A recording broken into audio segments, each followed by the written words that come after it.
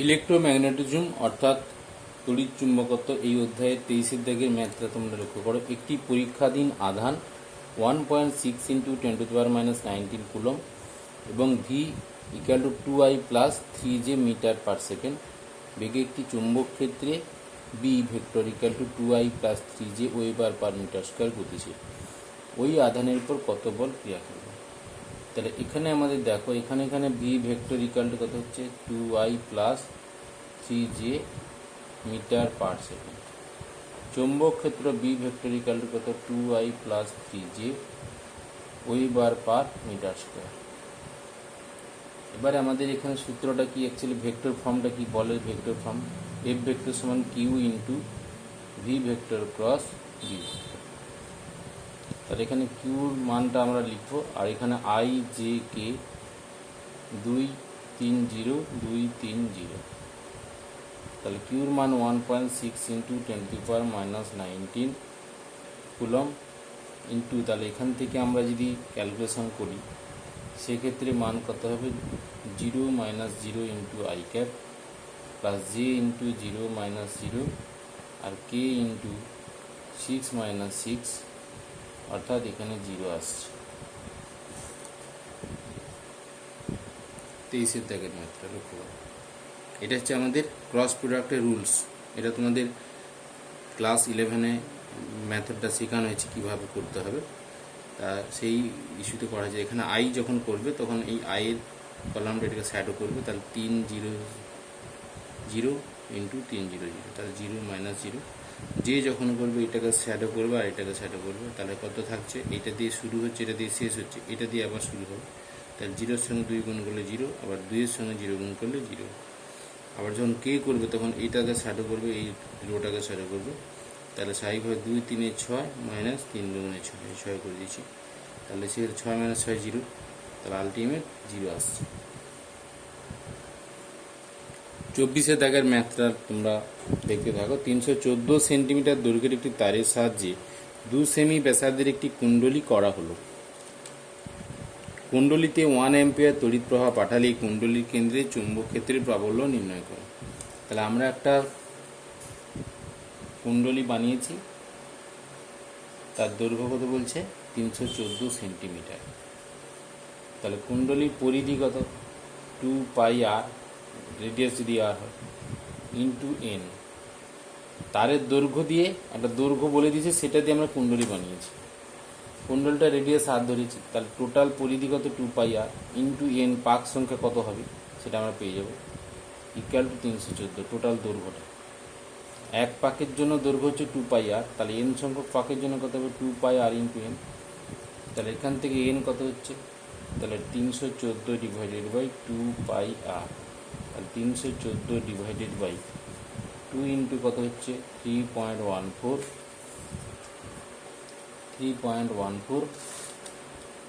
Into কত হচ্ছে, আর এর ভ্যালু কত দিয়েছে 2 সেন্টিমিটার ব্যাসার্ধ দিয়েছে, তাহলে 2 দিয়ে আমরা ভাগ করি, তাহলে অ্যাকচুয়ালি পাক সংখ্যা পেয়ে যাচ্ছি, এটা 100 হচ্ছে, এটা কেটে যাচ্ছে, তাহলে 25 অ্যাকচুয়ালি আসবে, এনের মান হচ্ছে 25 আসবে। কুণ্ডলীর কেন্দ্রে ম্যাগনেটিক ফিল্ড কত হবে, বি = μ0 ni/2I স্যার। μ0 এর মান কত 4π × 10⁻⁷ ইন্টু এন এর মান 25 ইন্টু আই এর মান 1 অ্যাম্পিয়ার, আর 2 ইন্টু আর এর মান কত হচ্ছে, আর এর মান হচ্ছে 2 সেন্টিমিটার, 2 × 10⁻² মিটার। আর মিটার এগুলো সবই এসআই এককে, আর এখানে সব কিছু সিজিএসে আমরা করে নিয়েছি, শুধু পাক সংখ্যাটা বের করছি বলে। ওখানে পাক সংখ্যা তো কোনো একক হয় না, সবই সিজিএসে করেছি। তাই এখানে মোটামুটি আমরা এসআইতে করলাম, সেই জন্য 2 সেন্টিমিটারটা রেডিয়াসের যে মানটা দেওয়া আছে সেটাকে আমরা মিটারে করে নিলাম। তাহলে মিটারে করলে কত হবে 2 সেন্টিমিটার, আর এর মান 2 সেন্টিমিটার, মানে 2 × 10⁻² মিটার। 2কে 100 দিয়ে ভাগ করলে তখন আমাদের তা হয়ে যাচ্ছে, মানে মিটার এককে আমরা পেয়ে যাচ্ছি। তাহলে এটা ক্যালকুলেশন করলে কত হচ্ছে কেন্দ্রের ম্যাগনেটিক ফিল্ড, তাহলে 25 × 3.14 ইন্টু কত 10⁻⁵ ওয়েবার/মিটার²।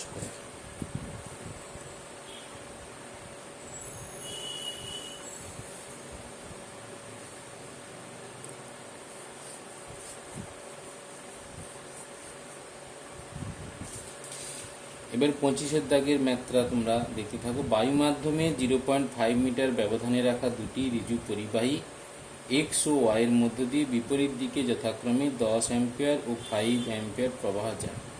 ওয়াই তারের 20 সেন্টিমিটার দৈর্ঘ্যের উপর প্রযুক্ত বলের মান নির্ণয় করো। আমরা এই যে সমমুখী সমান্তরাল প্রবাহ কিংবা বিপরীতমুখী সমান্তরাল প্রবাহের ক্ষেত্রে যে বলের যে ইকুয়েশনটা আমরা পেয়েছি সেটা কিন্তু একক দৈর্ঘ্যে ক্রিয়াশীল বল। তার মানটা কত? μ0/4 2I1 I2 ডিভাইডেড বাই আর। তাহলে μ0 মান 4 into 10⁻7 divided by 4 into 2I1 কত হচ্ছে একটা 10 অ্যাম্পিয়ার, মানে IX অ্যাকচুয়ালি, এটা IX করলে IY করলে তাহলে বুঝতে পারবো IX IY 10 অ্যাম্পিয়ার একটা IY, তাহলে IX equal to 10 ampere, IY equal to 5 ampere into 5 divided by তাদের মধ্যবর্তী দূরত্ব 0.5 মিটার। তাহলে আর এর মান 0.5 মিটার। এই মানগুলো বসিয়ে আমরা মোটামুটি সলভ করব। 10 4 কেটে যাচ্ছে, 5 কেটে যাচ্ছে, 10 100, এখন 200 ইন্টু 10⁻7 অর্থাৎ 2 ইন্টু 10⁻5। এই মানটা আমরা পাচ্ছি বলের মান। কার ক্ষেত্রে? একক দৈর্ঘ্যে বলের মান। তাহলে একক দৈর্ঘ্যে বলের মান পাচ্ছি এত নিউটন। এবার 20 সেন্টিমিটার দৈর্ঘ্যে বল চেয়েছে, তাহলে 20 সেন্টিমিটার সমান কত মিটার? সমান হচ্ছে 0.2 মিটার। তাহলে 0.2 মিটার দৈর্ঘ্যের বল করতে হবে। আর 0.2 মিটার দৈর্ঘ্যে বল হবে 0.2 ইন্টু 2 ইন্টু 10⁻5। তাহলে সেক্ষেত্রে আসছে কত? 4 ইন্টু 10⁻4 নিউটন। এটা অ্যাকচুয়ালি নিউটন পার মিটার, এটা একটা যেহেতু প্রতি একক দৈর্ঘ্য হচ্ছে। তাহলে 20 সেমি দৈর্ঘ্যে বলটা হচ্ছে 4 ইন্টু 10⁻4 নিউটন।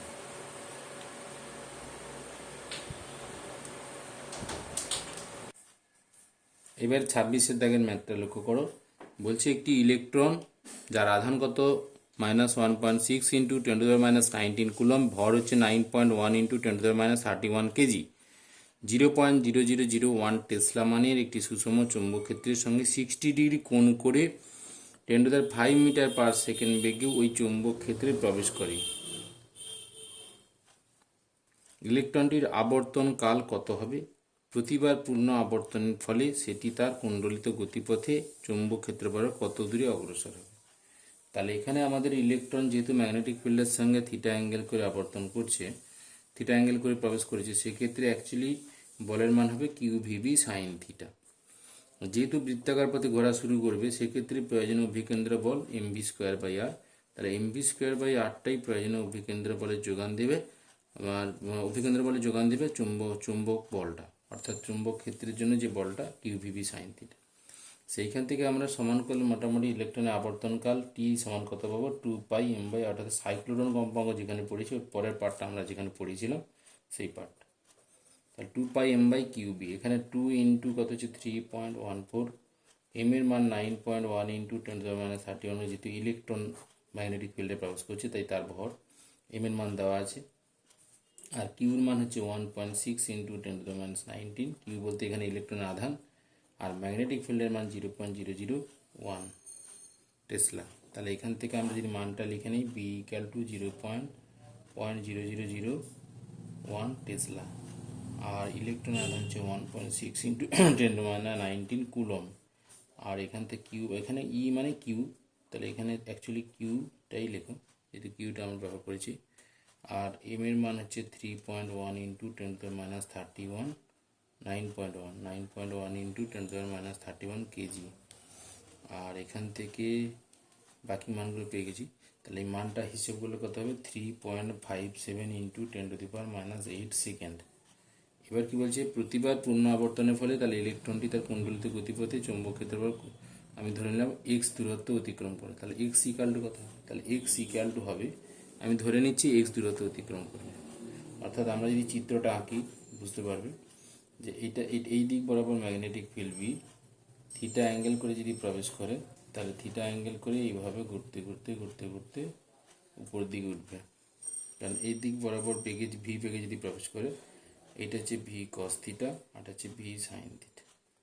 তাহলে ভি সাইন থিটাটা বৃত্তাকার পথে ঘোরানোর জন্য ব্যবহার হচ্ছে, আর ভি কস থিটাটা উপর দিকে কোণাটাকে গতিশীল করার জন্য কাজে লাগছে। সেই ক্ষেত্রে আমাদের এক পাক ঘুরতে যদি টি সময় লাগে আর উপর দিকে বেগ যদি ভি কস থিটা হয়, তাহলে দূরত্ব সমান কি হচ্ছে, সময় ইন্টু বেগ, অর্থাৎ টি ইন্টু ভি কস থিটা। এখান থেকে টি এর মান 3.57 ইন্টু 10⁻⁻8, আর ভি কস থিটার মান, ভি এর মান কত, এখানে কত বেগে প্রবেশ করেছে, ভি এর মানটা আমাদের দেওয়া আছে 10⁵, ভি এর মান হচ্ছে 10⁵ মিটার পার সেকেন্ড। তাহলে 10⁵ ইন্টু কস কত অ্যাঙ্গেলে প্রবেশ করেছে, 60°, কস 60°। তাহলে মান বেরোবে কত, 1.785 মিটার। এতটা দূরত্ব উপর দিকে আধানটা উঠবে ম্যাগনেটিক ফিল্ড বরাবর। এবার ম্যাথটা লক্ষ্য করো 27। একটি সলিনয়েডের দৈর্ঘ্য 0.4 মিটার, পাক সংখ্যা 500। তাহলে এখান থেকে সলিনয়েডের দৈর্ঘ্য আমরা এল ইকুয়াল টু লিখে নিতে পারি 0.4 মিটার, পাক সংখ্যা এন ইকুয়াল টু 500, প্রবাহ মাত্রা আই ইকুয়াল টু 3 অ্যাম্পিয়ার। একটি ছোট কুণ্ডলীর ব্যাসার্ধ 0.01 মিটার, কুণ্ডলীর ব্যাসার্ধ আর ইকুয়াল টু 0.01 মিটার, পাক সংখ্যা 10 এবং কুণ্ডলীর পাক সংখ্যা হচ্ছে এন ড্যাশ, যদি করি সেটা হচ্ছে আমাদের ধরে নিচ্ছি 10। একটা সলিনয়েডের পাক সংখ্যা এন আর কুণ্ডলীর পাক সংখ্যা এন ড্যাশ ধরছি। প্রবাহ মাত্রা 0. তাহলে আই ড্যাশ করবো, আই ড্যাশ হচ্ছে কুণ্ডলীর মধ্যে দিয়ে প্রবাহ 0.4 অ্যাম্পিয়ার। কুণ্ডলীটিকে এমনভাবে সলিনয়েডের মধ্যে রাখা হলো যাতে কুণ্ডলী সলিনয়েডের অক্ষত পরস্পর লম্ব হয়। এই অবস্থায় কুণ্ডলীর উপর ক্রিয়াশীল টর্ক, অর্থাৎ এখানে সলিনয়েডের ভিতরে যখন একটা কুণ্ডলীকে স্থাপন করা হচ্ছে, তাহলে মনে করতে হবে এটা একটা ম্যাগনেটিক ফিল্ডের ভিতরে একটা পরিবাহী কুণ্ডলীকে আমরা রাখছি, এবং পরিবাহী কুণ্ডলীর ভেতর দিয়ে প্রবাহ যাচ্ছে এবং সলিনয়েডের ভেতর দিয়ে প্রবাহ যাচ্ছে। সলিনয়েডের ভেতর দিয়ে প্রবাহ যখন যাবে তার একটা দিকে নর্থ পোল হয় আর একটা দিকে সাউথ পোল, অর্থাৎ একটা ম্যাগনেটিক ফিল্ডের সঙ্গে লম্ব বরাবর আমরা একটা কুণ্ডলীকে যখনই স্থাপন করব তার উপর টর্কের মান হবে বিনা সাইন থিটা। লম্বভাবে থাকলে থিটার মান 90, তাহলে অ্যাকচুয়ালি টর্কের মান হবে বিনা। তাহলে এখানে অ্যাকচুয়ালি সলিনয়েডের ভিতরে ম্যাগনেটিক ফিল্ড কত, μ0 n ইন্টু আই, তাহলে μ0 n/l ইন্টু আই। তাহলে এখান থেকে μ0 মান 4π ইন্টু 10⁻⁻7, আর এন এর মান হচ্ছে এনটা 500, আর এল এর মান 0.4, আর আই এর মান কিন্তু এইটা 3 অ্যাম্পিয়ার। এই মানটা বসালে আমরা টেসলা অর্থাৎ ম্যাগনেটিক ফিল্ডের মান পাবো 4.713 ইন্টু 10⁻³ টেসলা। এই ম্যাগনেটিক ফিল্ডের ভিতরে পরিবাহী কুণ্ডলীটা আবর্তন করবে, আবর্তন করা মানে তার উপরে টর্ক প্রযুক্ত হচ্ছে। তার ছোট কুণ্ডলীর উপর যে কুণ্ডলীটা সলিনয়েডের ভিতরে স্থাপন করা হয়েছে, সেই ছোট কুণ্ডলীর উপর প্রযুক্ত টর্ক টাও সমান কত হবে, বিনা সাইন থিটা। আর যেহেতু লম্ব বরাবর আছে তাহলে থিটার মান কত হচ্ছে 90°। তাহলে এখান থেকে বি এর মান বেরোচ্ছে কত, 4.7। তাহলে বি এর মানটা আমরা লিখে নিই 4.713 ইন্টু 10⁻³ টেসলা, 13 ইন্টু 10⁻³ আই এর মানটা কোনটা হবে, এখানে টর্কের মানটা আই মানে আই ড্যাশ হবে এন ড্যাশ, কারণ কি এটা কুণ্ডলীর উপর টর্ক প্রযুক্ত হচ্ছে, তার ভিতর দিয়ে যে প্রবাহটা যাচ্ছে সেই প্রবাহটাকে নিতে হবে। তাহলে এন ড্যাশ কত হবে, এখানে এন ড্যাশ হবে 10, তাহলে এখানে আমি আই ড্যাশ হচ্ছে 0.4 আর এন ড্যাশ কত হচ্ছে 10, সাইন কত, আর এটা কত হবে এরিয়া। তাহলে এরিয়া হচ্ছে আমাদের কুণ্ডলীর ক্ষেত্রফল, কুণ্ডলীর ক্ষেত্রফল কত হচ্ছে, তাহলে এটা আগে বসে, তাহলে কুণ্ডলীর পাই ইন্টু আর স্কোয়ার হবে, তাহলে পাই ইন্টু আর এর মান কত 0.01 এর হোল স্কোয়ার, তাহলে এই নিউটন ইন্টু মিটার এককটা, তাহলে এই মানগুলো গুণ করে যেটা পাচ্ছি সেটা হচ্ছে 5.921 ইন্টু 10⁻⁻6 নিউটন ইন্টু মিটার। তাহলে সলিনয়েডের ভেতরে একটা পরিবাহী কুণ্ডলীকে স্থাপন করলে সেক্ষেত্রে তার ভেতরে কিন্তু ওই অর্থাৎ কুণ্ডলীর উপরে একটা টর্ক ক্রিয়া করবে, সেই টর্কের মানটা আমরা বের করলাম। এরপরে 28 দেখেন ম্যাথটা লক্ষ্য করে, একটি বৃত্তাকার কুণ্ডলীর পাক সংখ্যা 100 এবং ব্যাসার্ধ 5 সেন্টিমিটার, এর মধ্য দিয়ে 1 অ্যাম্পিয়ার মানে প্রবাহ গেলেই কুণ্ডলীর কেন্দ্রে এবং কেন্দ্র থেকে 2.5 সেন্টিমিটার দূরত্বে কুণ্ডলীর অক্ষের উপর চৌম্বক ক্ষেত্রের মান নির্ণয় করো। তাহলে একটা বৃত্তাকার কুণ্ডলীর নাম হচ্ছে, বৃত্তাকার কুণ্ডলীর কেন্দ্রে নির্ণয় করতে হবে, কেন্দ্র থেকে 2.5 সেন্টিমিটার দূরে এই বিন্দুতেও নির্ণয় করতে হবে। তাহলে দুটো বিন্দুতে আমাকে নির্ণয় করতে হবে। যখন একটা কুণ্ডলীর ভিতর দিয়ে প্রবাহ যাবে তার কেন্দ্রে ম্যাগনেটিক ফিল্ডের সমীকরণ কত হয়, বি ইকুয়াল টু μ0 ni/2isr। তাহলে মিউ জিরোর মান কত 4 পাই ইন্টু 10⁻⁷। এন এর মান কত, পাক সংখ্যা কত 100 পাক। আই মানে কত, আই কত প্রবাহ হচ্ছে 1 এম্পিয়ার, তাহলে এখানে আই এর মান হচ্ছে 1 এম্পিয়ার।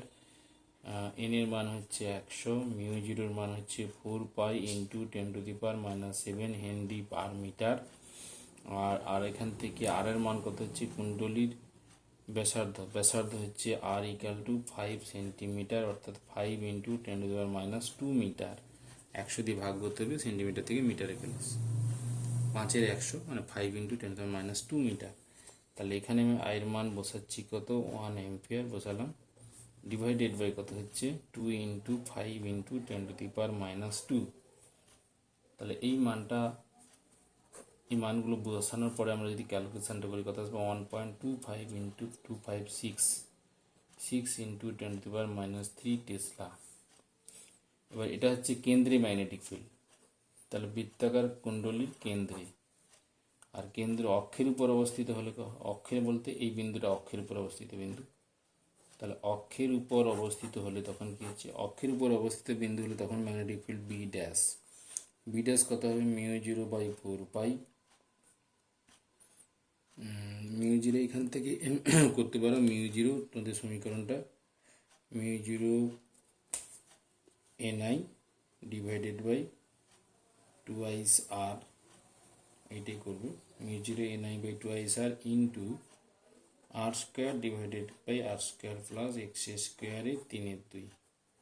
এক্স ইকাল টু এখানে 2.5 সেন্টিমিটার, মানে 2.5 ইন্টু 10⁻² মিটার, 2 মিটার। তাহলে এখান থেকে আমরা আর এর মানটা কত পাচ্ছি, আর এর মানটাই 5 ইন্টু, তাহলে এখান থেকে মানটা বসাও 4 পাই ইন্টু 10⁻⁷। এন এর মান কত 100, আই এর মান কত হচ্ছে 1 এম্পিয়ার, 2 ইন্টু কত হচ্ছে আর এর মান 5 ইন্টু 10⁻², আর এর মান কত হচ্ছে 5 ইন্টু 10⁻² তার হোল স্কোয়ার ডিভাইডেড বাই একই রকমভাবে, তাহলে আর স্কোয়ারের মান কত হচ্ছে আমাদের এখানে 5 ইন্টু 10⁻² তার হোল স্কোয়ার প্লাস এক্স স্কোয়ারের মান কত হচ্ছে 2.5 ইন্টু 10⁻² তার হোল স্কোয়ারের আমরা কত করব 3/2, 3/2, ঠিক আছে। তাহলে ক্যালকুলেশনটা লক্ষ্য করো, 3/2 মানে এই সমীকরণটা থেকে লক্ষ্য করো, সমীকরণ থেকে, তাহলে 3/2 আসছে, -2 10⁻, তাহলে এই ক্যালকুলেশনটা করলে আমাদের মোটামুটি বেরোচ্ছে 9 ইন্টু 10⁻⁴ টেসলা।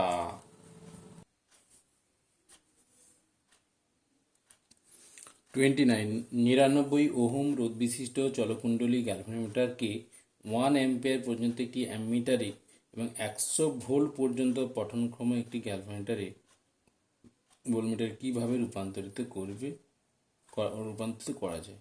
তাহলে এখানে একটা খেয়াল করো, দুটো একটা পিকচার যদি আমরা দিচ্ছি, দেখো এখানে 1 অ্যাম্পিয়ার প্রবাহটা এই ঢুকছে, এখানে আমাদের গ্যালভানোমিটারের ভেতর যাবে কত আইজি, তার মান 10 মিলি অ্যাম্পিয়ার, আর আইএস এর মান কত হচ্ছে, আইএস এর মানটা আমরা এখানে দেওয়া আছে কত,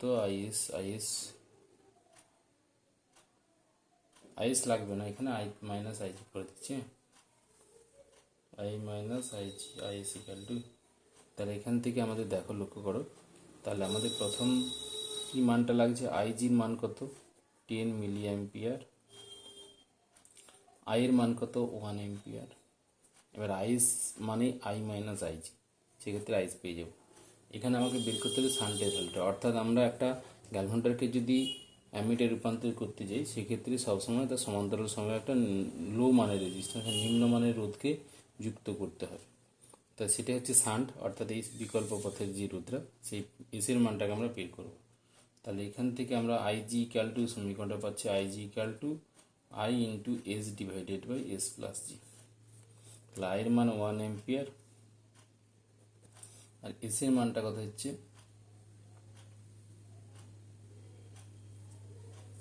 এটা সমীকরণটা বাদ দিয়ে আমরা অন্যভাবে করতে পারি।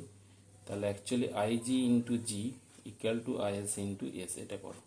তাহলে S equal to IG into G divided by IS, তাহলে IG into G minus I minus IG, তাহলে আইজির মান 10 ইন্টু 10⁻³ জি এর মান 99, আইয়ের মান কত হচ্ছে 1 অ্যাম্পিয়ার মাইনাস আইজির মান হচ্ছে 10 ইন্টু 10⁻³, কারণ আইজির মানটা 10 মিলি অ্যাম্পিয়ার মানে কত হচ্ছে 10 ইন্টু 10⁻³ অ্যাম্পিয়ার। এই মানটা আমরা বসিয়ে দিচ্ছি এখানে। এবার ক্যালকুলেশন করলে এস এর ভ্যালু কত আসবে 1 ওহম। তাহলে 1 ওহম যদি আমরা এই জায়গাতে যুক্ত করে দিই তাহলে সেক্ষেত্রে দেখা যাচ্ছে এটা ক্যালভোল্টার অ্যাম্পিটারে রূপান্তরিত হয়ে যাবে। দ্বিতীয় প্রশ্নতে কি বলছে, দ্বিতীয়ত 100 ভোল্ট পর্যন্ত পঠনক্রমে একটু ভোল্টমিটার যুক্ত করতে হবে, ভোল্টমিটার রূপান্তরিত করতে হবে। তাহলে সেক্ষেত্রে আমাদের কি করতে হবে, সবসময় ক্যালভোল্টারের সাথে শ্রেণী সময়টা বেশি মানের রেজিস্ট্যান্সকে বেশি মানের রোধকে যুক্ত করতে হবে। যুক্ত করলে সেটা ভোল্টমিটারে রূপান্তরিত হবে। তাহলে এটা একটা ভোল্টমিটার অ্যাকচুয়ালি হয়ে গেল, এটা গ্যালমিটার। তাহলে সেক্ষেত্রে আমাদের সূত্রটা কি, তাহলে V equal to IG, IG এর ভিতরে আইজি যাওয়া মানে আর এর ভিতরে আইজি যাচ্ছে, ইন্টু জি প্লাস আর, টোটাল রোধটা জি প্লাস আর শ্রেণী সময় যুক্ত। তাহলে এখান থেকে আইজি কত হচ্ছে, আইজির মানটা কত 1 মিলি অ্যাম্পিয়ার, 1 মিলি অ্যাম্পিয়ার মানে 1 ইন্টু কত হচ্ছে 1 milli ampere,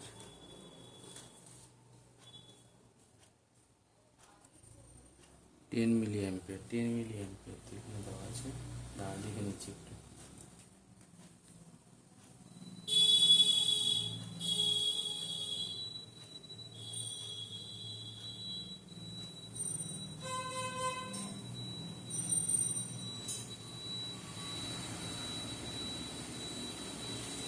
ten milli ampere করো, 10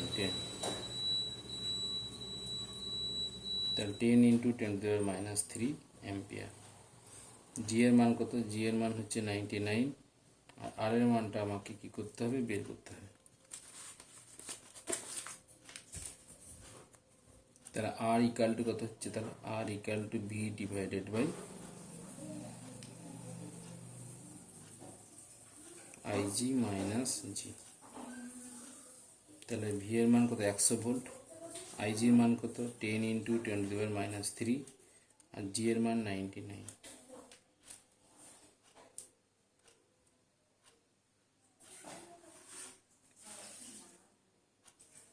তাহলে এখান থেকে ক্যালকুলেশন করলে কত আসবে, 10⁻², এটা 10⁻² আসছে,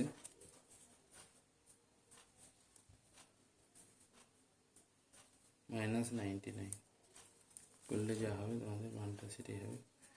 10,000 থেকে 99 বাদ 9,901 ওহম। অর্থাৎ ভোল্টমিটার রূপান্তরিত করতে গেলে আমাদের কি করতে হবে, শ্রেণী সমবায়ে 9,901 ওহম মানে একটা রোধকে যুক্ত করতে হবে।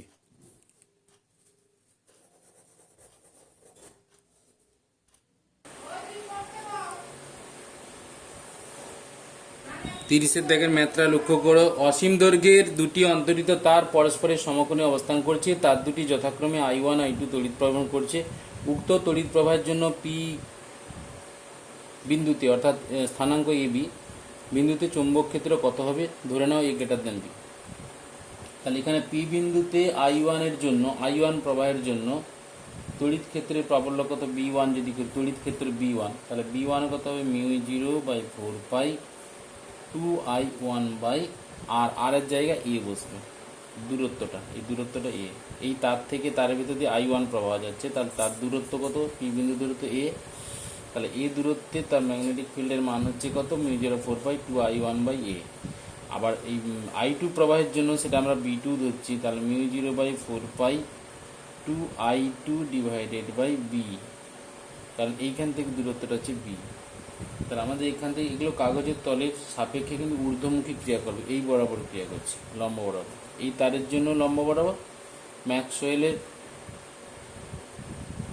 কর্স্কো নিয়ম অনুযায়ী। হ্যাঁ, তাহলে ম্যাক্সওয়েলের কর্স্কো নিয়ম অনুযায়ী কিন্তু কাগজের তলের লম্ব বরাবর, ঠিক আছে, এইভাবে ঘুরছে জিনিসটা উপর দিকে। তাহলে এই বিন্দুটাতে আমরা যদি একটা বৃত্তাকার পথ কল্পনা করে নিই, তাহলে উপর দিকে, অভিমুখটা উপর দিকে কর্স্কু নিয়ম অনুযায়ী।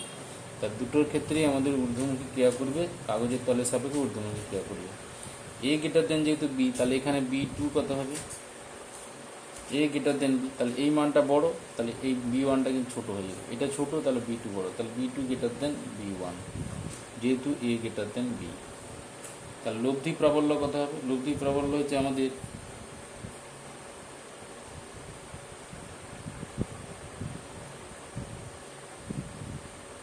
লব্ধি প্রাবল্য, এখানে একটা একটু ভুল হয়েছে, ভালো করে খেয়াল করে। B1, এই যে B1টা আমরা যদি এটাকে আমরা ঠিকভাবে করি তাহলে আমাদের ম্যাক্সওয়েলের কর্স্কু নিয়ম অনুযায়ী কিন্তু এই বিন্দু দিয়ে নিম্নমুখী ক্রিয়া করবে, তাহলে এইটা হচ্ছে নিম্নমুখী ক্রিয়া করবে, আর এইটা হচ্ছে ঊর্ধ্বমুখী ক্রিয়া করবে, ঊর্ধ্বমুখী ক্রিয়া করবে, ঠিক আছে। কারণ তারটা এইভাবে যদি থাকে, এই বরাবর প্রবাহ যাচ্ছে, তাহলে আমাকে এইভাবে বলরেখাগুলো এইভাবে ওই দিকটা আমরা এইভাবে স্ক্রু অনুযায়ী ঘোরাচ্ছি, তাহলে ঘোরালে এই দিক দিয়ে নিচের দিকে, আর এইটা হচ্ছে যখন উঠছে তাহলে ওই বিন্দু দিয়ে উপর দিকে উঠছে। স্বাভাবিকভাবে একটা ঊর্ধ্বমুখী একটা নিম্নমুখী, যেহেতু B2 বড় তাই লব্ধি চৌম্বক ক্ষেত্রের প্রাবল্য, লব্ধি চৌম্বক ক্ষেত্রের প্রাবল্য হবে, চৌম্বক ক্ষেত্রের প্রাবল্য কত হবে, B2 মাইনাস B1, তাহলে 2μ0/4 কত হচ্ছে I2/B মাইনাস I1/A।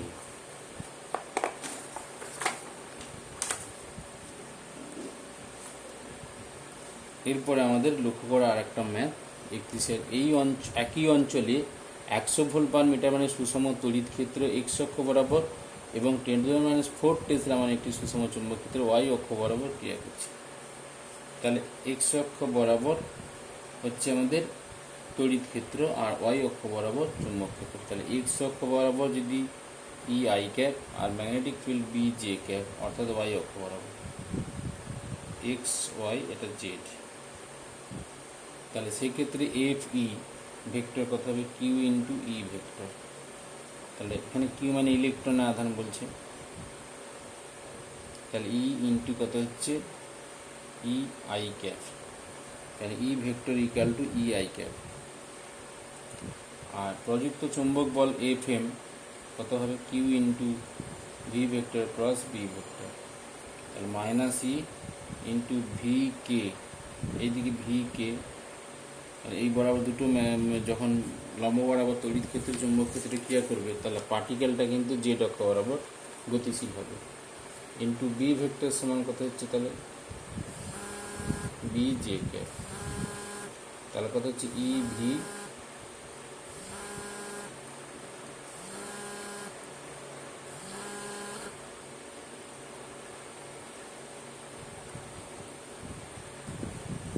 এবার এখানে লক্ষ্য করো মাইনাস ই, আর এখানে হচ্ছে এই বরাবর জেড ডাইরেকশানে ভি বেগে, অর্থাৎ এই বরাবর হচ্ছে বেগের বেগ ভেক্টর হচ্ছে ভি কে ক্যাপ, আর এই বরাবর হচ্ছে magnetic field vector B vector সমান বি জে ক্যাপ, আর এই বরাবর ইলেকট্রিক ফিল্ড ভেক্টর অর্থাৎ অ্যাকচুয়ালি ই ভেক্টর সমান E into I cap, B vector সমান বি ইন্টু জে ক্যাপ, আর এখান থেকে ভি ভেক্টর সমান হচ্ছে actually V into K cap. এই মানগুলো আমরা বসিয়ে দিলাম। এবার কে ইন্টু জে, এই যে টার্মটা যদি লক্ষ্য করি, দেখো আই জে এখানে আছে কে ক্রস জে, তাহলে কে ক্রস জে মানে উল্টো দিকে অ্যান্টি ক্লকওয়াইজ হচ্ছে, তাহলে মাইনাস আই, তাহলে মাইনাস আই, আর এখানে মাইনাস আছে, তাহলে E V B I cap. এইটা হচ্ছে আমাদের ম্যাগনেটিক ফিল্ডের জন্য বলের মান হয়ে গেল। তাহলে লব্ধি বল কত হবে, তাহলে ইলেকট্রনের উপর প্রযুক্ত লব্ধি বল, তাহলে লব্ধি বল হচ্ছে F E plus F M, এইটা মাথায় রাখতে হবে। এফ ভেক্টর লব্ধি বল যদি আমরা এফ ধরে নিই, এফ ভেক্টর তাহলে এটা হবে, তাহলে মাইনাস ই ইন্টু ই প্লাস ই ভি বি ব্র্যাকেটের বাইরে আমরা বলে আই ক্যাপ। তাহলে এখান থেকে আমাদের কত মান হচ্ছে দেখো, তাহলে 1.6 into 10⁻⁹ into 100 volt per metre. E এর মান হচ্ছে 100 ভোল্ট পার মিটার, বি এর মান হচ্ছে 10⁻⁴ টেসলা, ভি এর মান হচ্ছে 10⁵ মিটার পার সেকেন্ড। তাহলে এই মানটা আমি বসাচ্ছি প্লাস, তাহলে এটা আমার মাইনাস হলো, প্লাস কত হচ্ছে প্লাস 1.6 ইন্টু 10⁻19, ভি এর মান কত 10⁵, আর বি এর মান কত হবে ইন্টু বি এর মান কত হচ্ছে, বি এর মান হচ্ছে 10⁻4। এটা একটা ব্র্যাকেটের মধ্যে আই ক্যাপ।